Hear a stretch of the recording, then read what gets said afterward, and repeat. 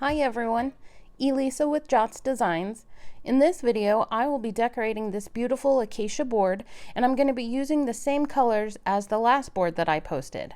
I love seeing how different they come out even though you use the same colors and same materials.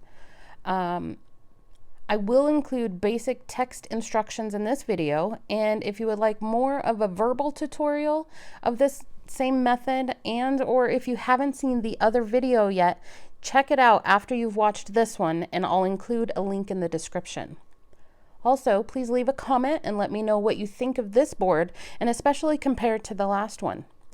Don't forget, I always include discount codes and links for the products that I like to use in the description, and most of them can actually be found in my Amazon shop too. If you're able to help keep this channel going, check out the various ways that I have also listed in the description, and all help is greatly appreciated and helps me to make more videos for you. Also, don't forget to like and subscribe to my channel if you're not already subscribed, and that is definitely the biggest and easiest way to help me out. I hope you enjoy the video. Thanks for watching. Again, I'm Elisa with Jots Designs, and I'll see you next time.